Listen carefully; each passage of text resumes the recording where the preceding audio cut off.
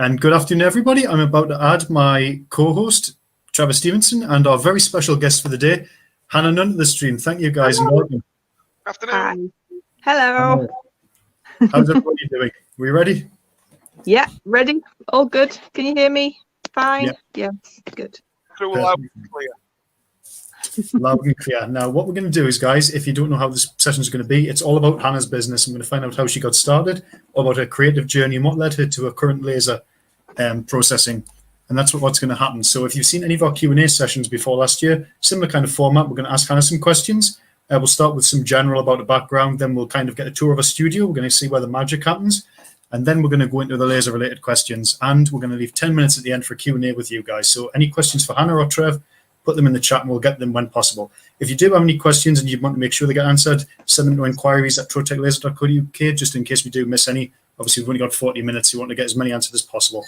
The key thing is, as well, this is being recorded. So if you do need to duck out, please make sure that, or just look out for the link that we'll send later on. And you'll be able to catch up then. Don't want to miss this session. It's going to be really cool.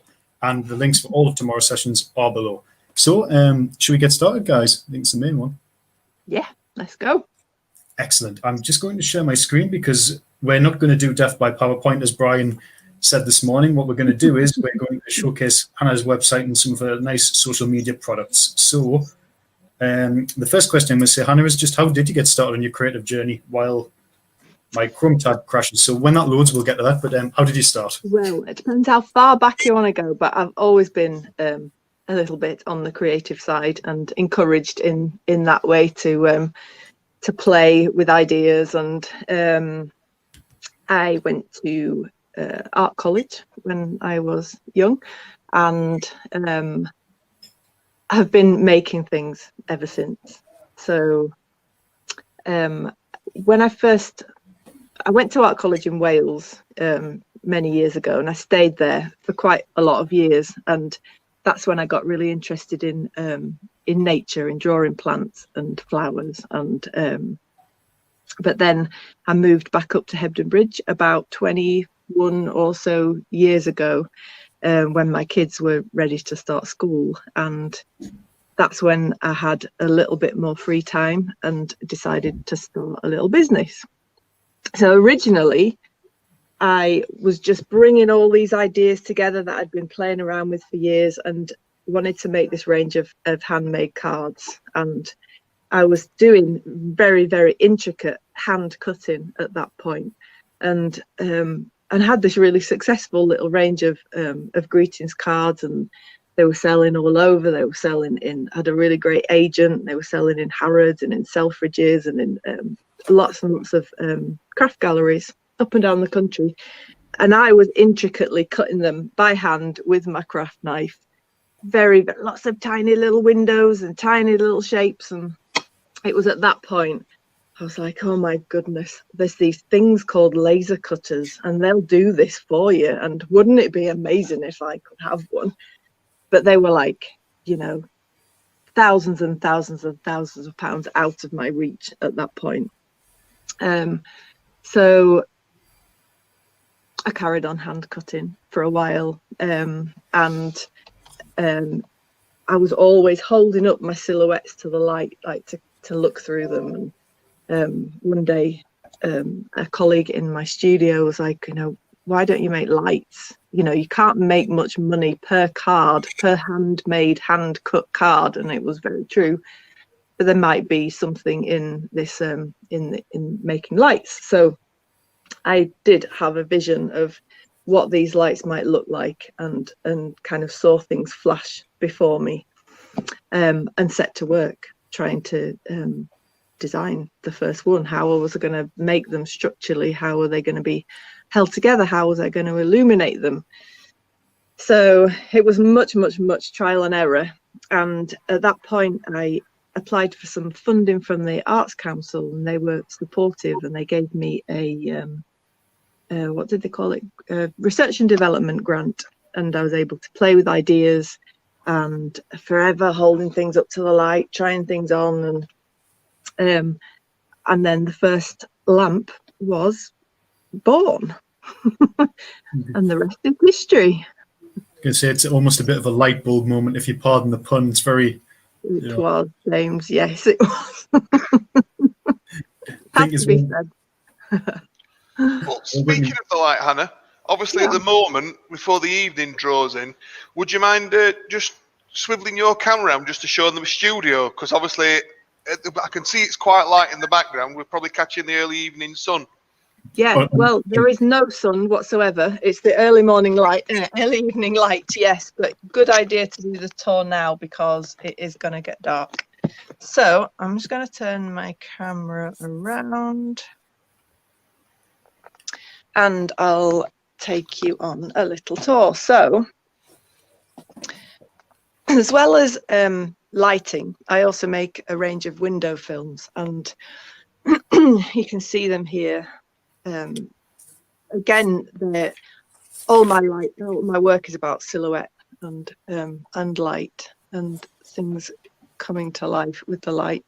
So I've got quite a lot of window film on display. And as well as the window film and the lighting, I also make this range of what I call tiny treasures. So there are lots of like little special things that you might find, like chestnuts and tiny acorns. And what type of materials are those? These are made out We of talked about paper earlier. These are card, so they're slightly thicker than the paper, so they're able to. But people think all the time that they email me and say, "I'm really interested in your little wooden treasures." And they're not wood; they're card. Still very delicate though, and very intricate. Yeah, they are really delicate and really intricate. You can see them, the little sycamore seeds. They've got a lot of detail. The laser handles that detail really well, which is what I love about it. Because I can see why I can see why people do think it's wood though, Hannah. They look very durable, even though, like you say, they're very delicate. They look they're very more well made. delicate than they look. And so I've just got a couple of examples here of the paper being cut. So this is very, very fine. But the laser also does a good job of cutting out very, very fine detail. So I'll cut shapes and then I'll layer them on the paper, and then I take them over to this part of the studio and put them through my laser cut. That's not a laser cutter, that's a laminating machine. And then got my drawer full of bits. So these are all the poppers and clips and tools and things that I use to construct the lamp. So inside each of the cylinders is one of these little tripods, which fixes in with poppers and clips. I wanted to create the lights with as little shadow as possible in them to make them really, really simple. I've got a lamp over here, and it doesn't do that well on camera, but it changes its colour somewhat. But you can see the level of detail about these. And then down at the bottom, that's one of the little poppers. So you can see there's minimal shadow for the tripod inside to clip into the lamp. And I wanted to show you this bit of detail as well on this foxglove lamp. I don't know if you can see it very well, but this is me making use of the engrave on the laser machine. So the engrave, obviously takes away the top layer of paper and gives me another kind of colour in my palette to play with when I'm designing the lamps. And over here we have some we made earlier. So lots of lamps waiting to go to their new homes. And then here is the wonderful Speedy 300, which has I'm really very happy with it. I'm doing lots of experimenting this week. Actually, I've been playing a lot with I'll show you these. We're trying to make textures with the engrave, so I've been cutting out pebbles, and I'm not sure if you'll be able to see these when the light shines through them.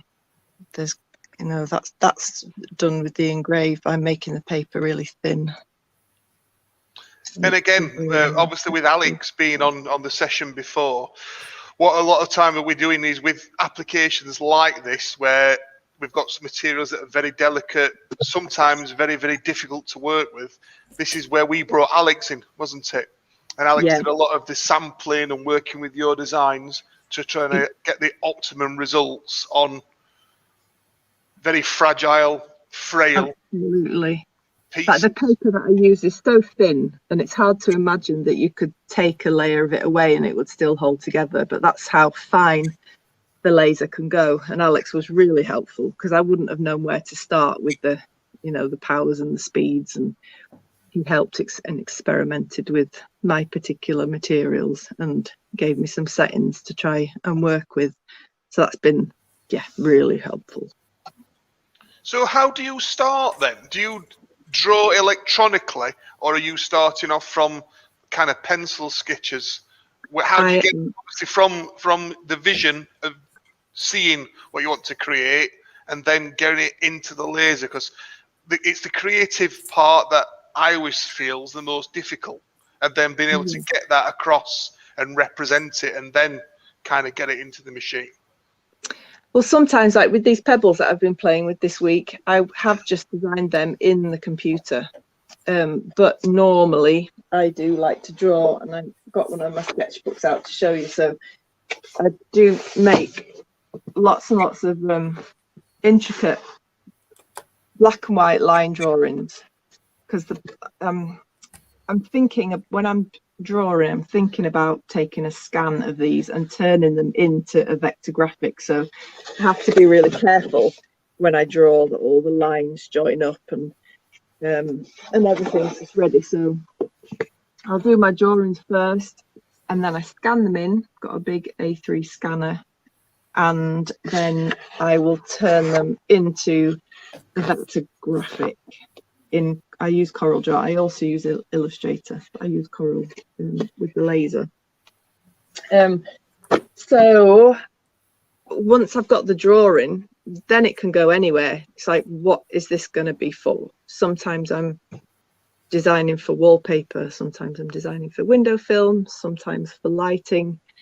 But quite often these motifs will find themselves on all of these different products. So I've been making my lamps for 10 or so years before I launched my wallpaper range, and you can see that the wallpapers have got some of the same motifs that you'll find on my lamps. So I was experimenting with surface pattern design, and like, here's a drawing. I've got all these motifs ready that I've been making lamps out of for years. Let's play with these and see what happens. And they all became wallpapers. And then more recently than that, then this window film product showed itself up how perfect it was for me, making light and making silhouettes and letting the light shine through and letting the shadows become part of the design and part of the magic. So yeah, window film is it's kind of brought things full circle for me.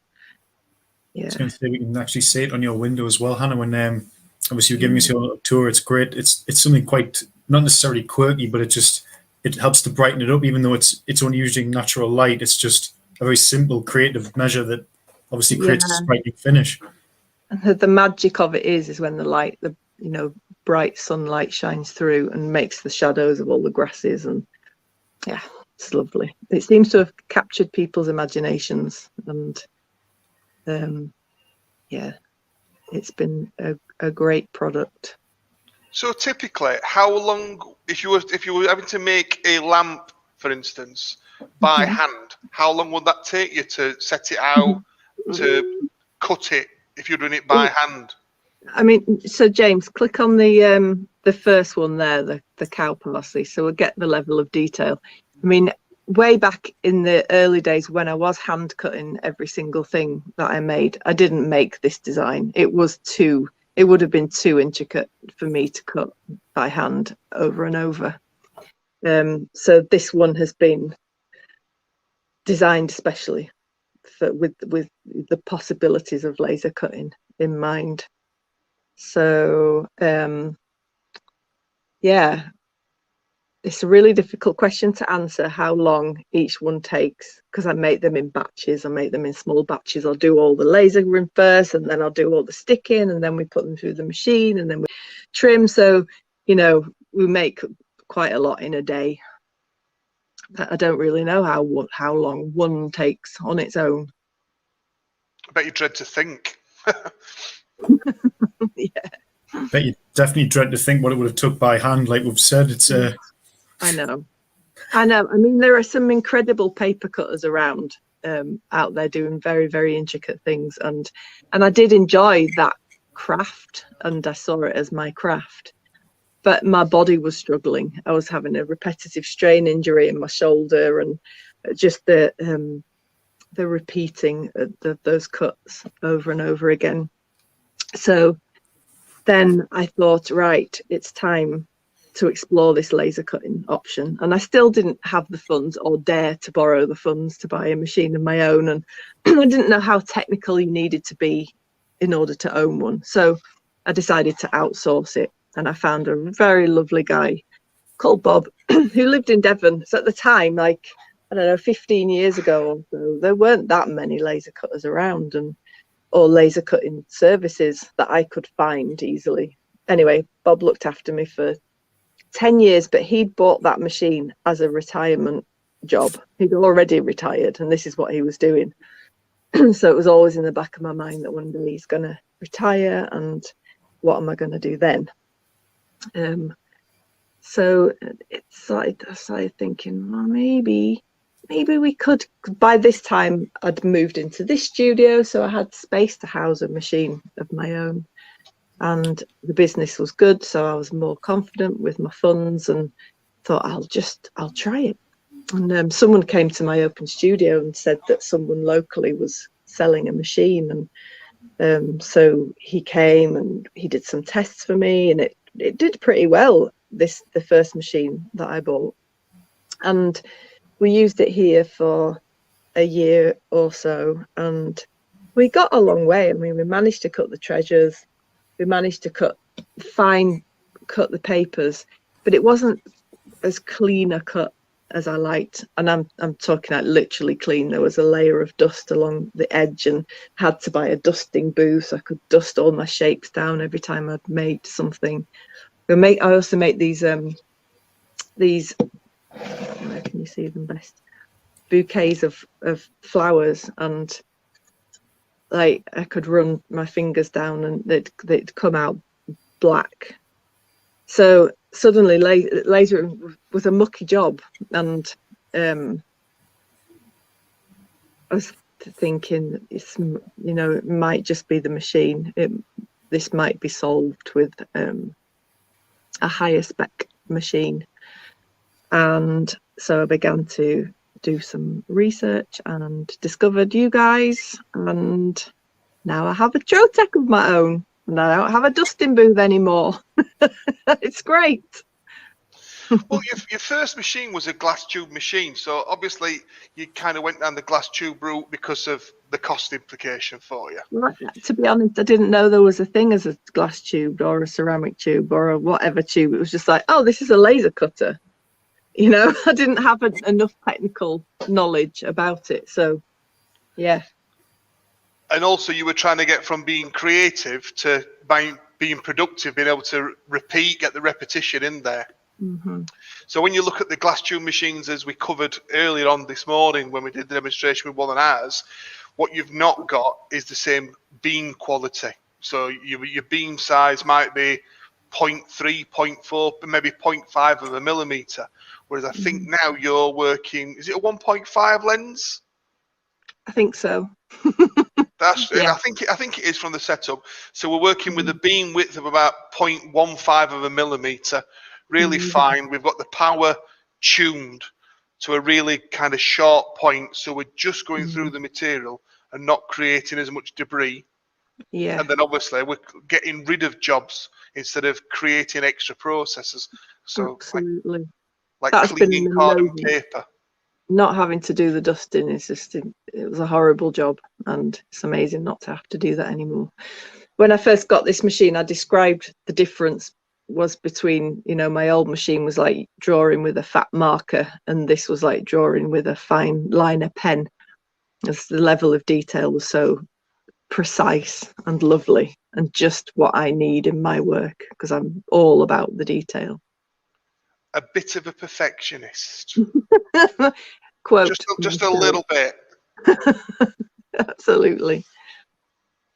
So have you found, since you've obviously using the other machine, you're having to draw things, were you having to convert your drawings to suit the other machine?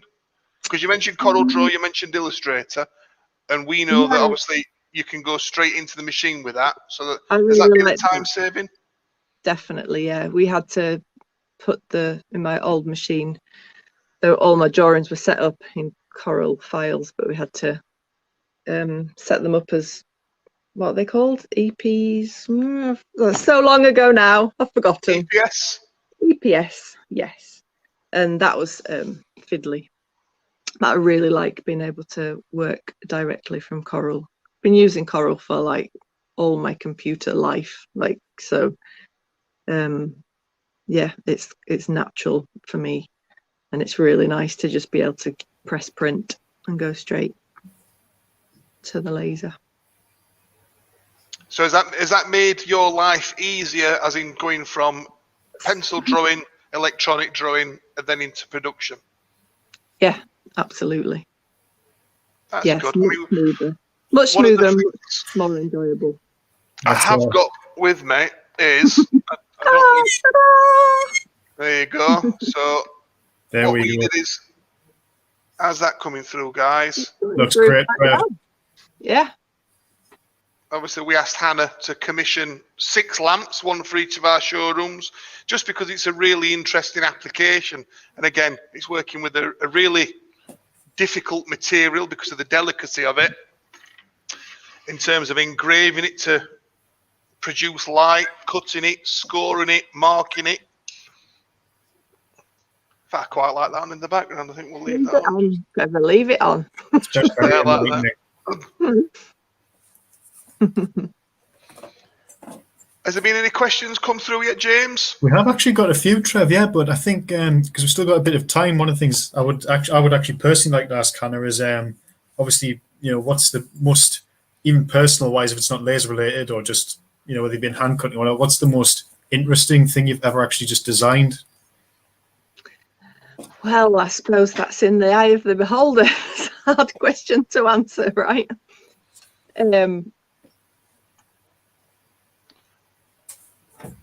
It's a tricky one, James, to sum up. But I can't find a favourite. Everything is special in my heart along the way.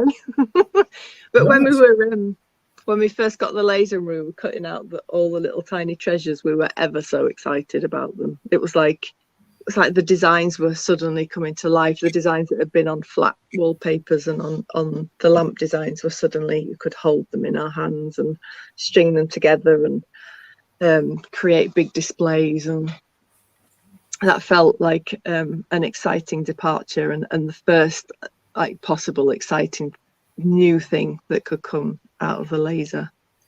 So, but I never know what's going to come next. I'm excited, just very excited about my little pebbles now, and I don't know what they're going to be, but that's how the treasures started out.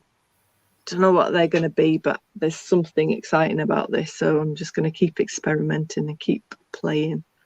So who knows? It's hard to say what my favourite, most impressive thing is. No, that's cool. Oh, sorry, James. No, it's all right, Trevor. I was just going to say, I suppose that's another benefit you've got, Hannah, is the fact that now you've got your laser as well. You can just kind of tinker and test things yourself, as opposed to having to think, oh, I've got a really solid idea, I need to get that out, as opposed to, I'm just going to try this and see how it goes. Exactly. I've been trying really hard this new year to just carve out a bit of time each morning and not do anything else, but just play with new ideas and see where they go. And, you know, then once they go to the machine, because these pebbles are quite intricate, there's a lot of engraving, a lot of cutting, a lot of tiny detail. So get the machine on to cut out the things that I've been playing with in the morning, and then switch on my orders and see what needs doing and see what needs making and see what needs boxing. And it's been, a good a couple of weeks of doing that, and it's hard to carve out that creative time when you're running a small business, because there's a lot of demands on you. But that creative time is your business's future, isn't it? You've got to keep on making new things, so it's really important to carve it out, and I'm trying really hard to guard that time as precious and as, like, you know, something that needs my attention.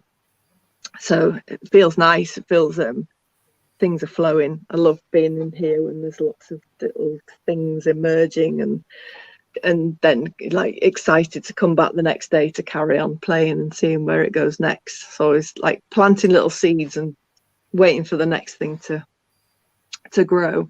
But when I got the machine in September, that was obviously the beginning of the dark half of the year. So I make lights, so I do lots of business when the weather is dark and cold. And then with Christmas coming up as well, I didn't really have much time to play at all. So it's nice to be on the other side of that and be experimenting with all the things that I couldn't do. I really want to really push the engrave as far as I can take it, the engrave and the detail and the texture. So this is what I couldn't do when I was having my laser cutting outsourced. And my Bob was brilliant, and he'd always, you know, send me things in the post first class if I was excited about them. Can you test this for me, Bob? But then, of course, I'd have to tweak it and then send it to him again and then wait another couple of days. And so it was a slow, clunky process of play. Whereas now it's like, press go, cut another one out. Oh, let's see what's happening. No, it's very instant. And yeah, because I suppose you can keep your enthusiasm, can't you, and try something a little bit more power, more speed, do something like that. And I'm guessing as well, coming through the winter months when you're busy, because that's when lots of people buying lights, it's quite nice as the evenings are starting to get that little bit longer gradually now to be kind of creative, and the seasons are changing a little bit, where you're being so inspired by nature. Yeah, it's easier in the summer, obviously, because you've got more time of an evening. There's not much time for going out walking and working. So yeah, I'm looking forward to the spring and summer for that. Definitely, and it's a bit more creative, like you say, inspiration, because I'll show it at the end, but your social media, you've got loads of just nice pictures of around your studio, and it's just, you can see why you're so inspired by nature. Thank you. It's nice. Well, we live in a really amazing place for that. We're in Hebden Bridge, and it's in a deep, steep wooded valley, and literally any way you leave out of the door, you can be in the woods or the meadows or the moors, or so many footpaths, so many woods, so many different places just on different sides of the valley can feel really like you're in a totally new place. So I've got endless things to discover, endless places to walk, and yeah, it's lovely being here. Yorkshire. It feeds me well. Yorkshire, indeed. And I'm left out up in the northeast. I'm sure it's very nice too. That's got some good bits, surely. Some bits, yeah, some bits. No, that's great, Hannah. Thank you very much. So we've actually got a lot of good questions coming in. Actually, a lot for you as well. So I hope you're prepared. I did say when I did my mail out, you can ask me anything. And my dad sent a message via my mum saying, "Who won the cup final in 1969?" Oh, thanks for that. Very funny.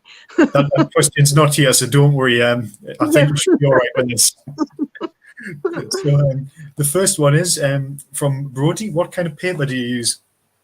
I use it's an imitation parchment paper. It's a GF Smith, one of their parchments. It's forgotten what grammage it is now, 130 or 40. I was worried that because they changed their paper, and for years I've been using a paper that was 170 grams, and they changed it and it was a lot thinner, and I was worried that it wasn't going to be all right, but it is really nice. And even though it's very thin, it's very smooth. the reason I chose it is because it still looks as it's got a really lovely glow when the light shines through it, and there's not too much grain inside the paper, because sometimes the paper can look lovely to the eye and then you hold it up to the light and it looks a completely different color. So I really like the glow, and I like the feel, the smoothness, and it cuts really beautifully. Yeah. Brilliant. Next one we've got is from Daphne. Hi Hannah, just lovely. Are you layering positive and negative and cut out areas together on paper and laminating them as one? That's exactly what I am doing, yes.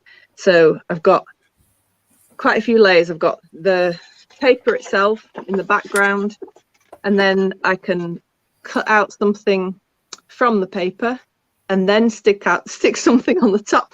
Basically, I do cutting and sticking for a living, and layering up, different motifs. So because I've got the engraving to play with now, like I said before, it's like another layer in the palette. And then the lamination, because I use matte laminating pouches, that again does something else to everything. It kind of glues everything together and creates a lovely another layer of light when it's lit. So yeah, that's what I'm doing. Brilliant. What this is, it's, I don't know if you saw it flash up before. It's not a question, but Nathan's saying that he brought one of your lamps 8 years ago. That's nice. Thank you, Nathan. Wonder what shop that was. North Leeds. Oh, was it in the Bowery in Headingley? Perhaps. Yeah, it probably was. It's still time to drop your answer, Nathan. Let us know where it was. We've got Paul. Paul asks, I haven't clicked that hard. No, there we go. And so once drawn, scanned and engraved, how do you convert the raster images to cut the external vector profiles of the detailed parts? Also amazing website. I don't actually know what a raster image is. Sorry to be untechy. What? So I will draw the shape, scan it in, image trace it so that it becomes just one single black hairline, and then it's ready to go. But I'll fiddle with the lines in Coral, so I'll tighten them, shorten them, whatever. And then with the laser software, you assign it a color. So I don't know if you know this about the laser, but you know, if I've got a red line in my drawing, a red hairline, that means that the laser's going to cut out the shape. If I have a black shape without an outline, it means it's going to engrave. So there's a certain amount of communication needed when setting up the design. Do you play with the line thickness as well for different effects for the engraving? I do. I have, yeah. But at the moment, I'm happy with just this one setting and seeing how far I can go with that. Yeah. I've got a question actually. Are you thinking about starting to look at other materials than papers to try and kind of add to the range of materials that you're working with? Not at the moment, no, because I just want to get the most out of this one material. Well, I've got the card and the paper, but I've got so many products and so many materials and so many different things. I just want to try and keep it simple at the moment. So I just want to work with the paper that I've got. But no doubt something will excite me in the future, and I'll experiment with new material. But yeah, not yet. Don't freak me out. It's too much to do. Trevor, it's nearly 5 o'clock. Don't worry. Let me just turn my light back on. My lights have gone off automatically. There we go. And then there was light. You're doing a Chris Green trick there, Trev. You're not even in Bolden. Automatic lighting, it's the future. Get you to design some of them, Hannah. Somebody did show me they had it wired up to something or other, and they were like, Google, put the light on, and the light went on. I liked that. Yeah. That was good. There'll be an app on your phone next. Yeah. We've got one. It already is. Oh no, that's typical. We've got one last question, and this is for you. Well, for general, I guess, Trev, but you're probably best placed. How often do you have to service a laser? So I guess maybe in regards to Hannah's application with paper, or just general. Well, in general, generally speaking, you want to have a look at your machine and service it once a year if you're using it in normal use. So we've got some customers who run their machines 24 hours a day. So they're using it on average 3 times as much as an average person. So some people will have a servicing schedule of every 3 or 4 months because they're working in a real production environment. Whereas with Hannah's machine, annual service. She's got sufficient extraction, because one of the things that we've not talked about is you're using a vacuum table. With working with papers, we want the papers to stay really nice and flat so we can stay in focus and be very delicate with them. So we're using an extractor that's also removing any fumes, any debris, but it's also holding the paper flat for it to be processed. So yeah, annual service, just like you would have your car would have an MOT or an annual service, we would recommend the same with your machine, unless you're using it every hour of every day, in which case alter your servicing schedule pro rata would be my answer to that. Fantastic advice. To clean the lenses is quite important. It does make quite a lot of difference to keep the lens clean, and that's really nice and easy with this machine. So yeah, I find with the engrave, it's taking off a layer of the paper, so there's like a fine white powder that gets stuck to things. So keeping that clean, making sure that doesn't like settle on the lens, gives a much cleaner, nicer cut. So I might do that. Depends if I'm doing a lot of engrave. I might clean it once a day or once every few days. Depends on how much dirt I'm making. Well, you tend to find your own cleaning regime, don't you, as you kind of use it. And it's like wearing glasses. If I look after the lenses and keep them clean, I'm really bad at that. Unlike me. Unlike me. Terrible. If I've got fingerprints, I'm not going to be able to see a thing. So yeah, cleaning regime, it's as and when. We tend to recommend once a day. Obviously, it's going to depend on the application and the materials you're working with. It's with my old machine. I used to hate doing it. It was quite hard to get everything back in line again afterwards. But with this, it feels really efficient, and I feel like I'm really caring for it, and it's really easy, and it's within my capability. And yeah, so I like cleaning the lens. New day, shiny new lens. It's good. Absolutely. We've got 2 more questions coming, guys, and we've got, I think we maybe go a little bit over, obviously, but oh, that's not the right one. That's thanking David. But yes, thank you for watching, David. Hope to see you in future sessions. Daphne has asked, what is the weight of your card stock that you use for your treasures? It is from GF Smith, and it is, I can't remember again, but it's thicker than anything that they had in their catalogue. They do what's called a laminating service, where they will stick one sheet to another and make it much thicker. So I think it's like about 700 grams or something. It's quite, I'm sorry, I can't be exact. I don't hold these figures in my head once I've got them. You can always email me, I'll tell you. I can check it out on an invoice. But yeah, they've laminated the 2 thickest kinds together to create something quite thick. I don't know if you can see how thick that is. Anyway, it's nice and chunky. Absolutely. Thank you for that, Hannah. And the final question from Paul. Paul has asked, what bed do you use, obviously, to keep all your little bits and pieces safe when you're cutting? It's a honeycomb bed, and some things do fall through the holes and I have to go and rescue them. But mostly I'm able to bring them out intact.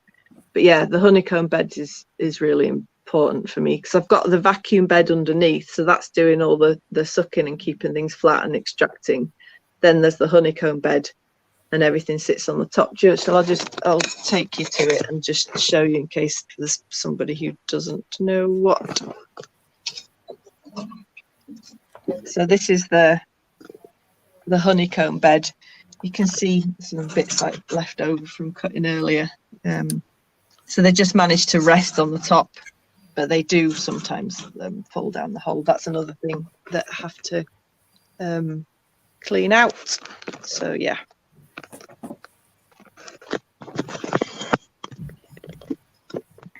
Perfect. Thank you very much for that answer, Hannah. And unfortunately, it looks like we're at the end of our session, but we could have gone on for a lot longer, but unfortunately, it's the limit of shows. But yeah, thank you very much for sharing it. It's been, I don't want to say enlightening, but I will, because I've got to make fun.